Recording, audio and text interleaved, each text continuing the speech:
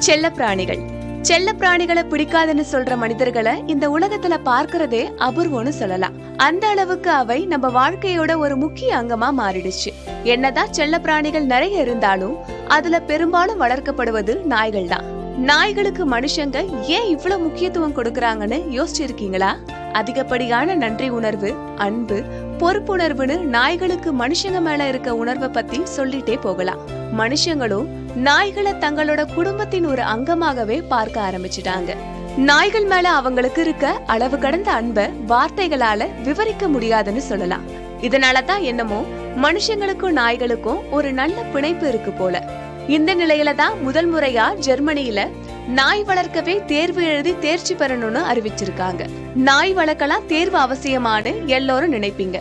நாய்களை பொறுப்போடு பராமரிக்கவும், நாய்களோட பாதுகாப்பு, அவற்றின் நலன் மற்றும் நெருக்கடியான சூழ்நிலைகள்ல நாய்களை உரிமையாளர்கள் எப்படி கையாளுவாங்கன்னு நிரூபிக்க இந்த தேர்வு அவசியம்னு சொல்றாங்க ஜெர்மனிக்காரங்க. இந்த தேர்வு செல்ல பிராணிகளோட வாழ்க்கை முறையை மேம்படுத்த உதவும்னு சமூக ஆர்வலர்கள் நம்பிக்கை தெரிவிக்கிறாங்க. புதிய தலைமுறைக்காக சுபலட்சுமி ராஜா.